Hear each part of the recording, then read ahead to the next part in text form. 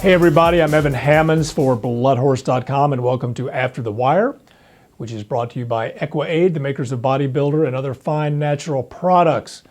With the 4th of July falling on a Thursday this year, we're surrounded by 2 weekends of high quality action offering 26 graded steaks by the time the last sparkler fizzles out.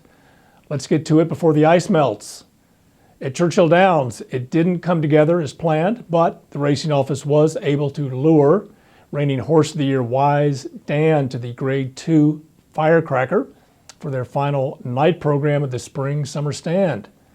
What they didn't anticipate was a tremendous thunderstorm that camped out over the Louisville area that disrupted the program, had most patrons scattering for shelter.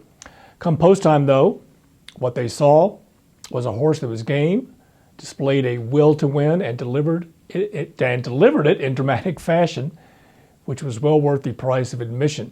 Facing only 4 rivals, Wise Dan and John Velasquez got into a jackpot right away while running along the hedge and getting boxed in for the entire run down the backstretch and around the clubhouse turn.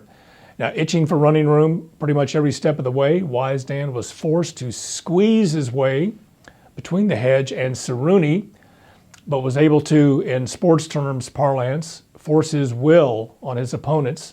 He clipped the hedge and he drew clear.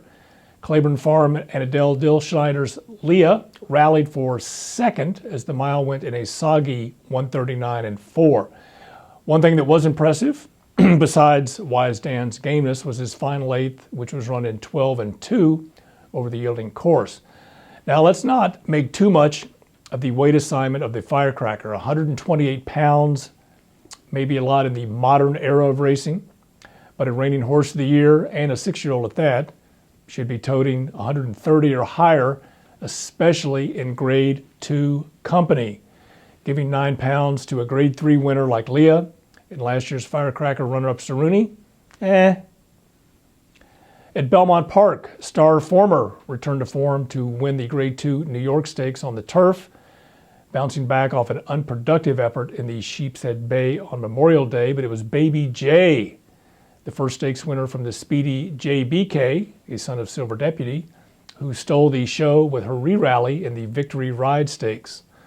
The longest price on the board bolted to the lead early under Joe Rosario and blew through a 22 flat opening quarter and a 45 flat half in the 6 furlong affair. Challenged on the outside and passed at the head of the lane by Bridgehampton, Baby J didn't quit. And as Bridgehampton tired, Baby J came off the rail, rallied into the 3-path to retake the lead, and won by 3/4 of a length. Hopefully, we'll see her again in the Test Stakes up at Saratoga. Prairie Meadows had their big night June 29th, which featured 3 graded stakes, 2 of which were won by trainer Bob Baffert.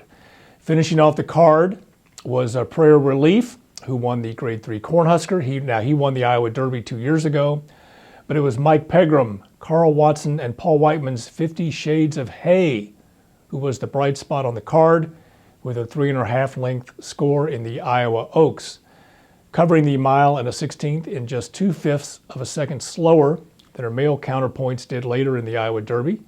50 Shades of Hay ran her race, stalking graded stakes winners so many ways, and she went by her on her own and motored to the line. Shannon Girl rallied for second and so many ways finished third. Now with Peter Callahan's High Techno Weenie in fourth, that made for a pretty good lineup up there in Altoona, Iowa. 50 Shades, while no match for champion Beholder earlier this year at Santa Anita, seems to be coming into her own. We'll be running our own race on the 4th of July in the Bluegrass 10,000 here in Lexington. But come back next week as we'll break down the Hollywood Gold Cup and Summit of Speed from Calder. I'd like to thank everybody for watching After the Wire.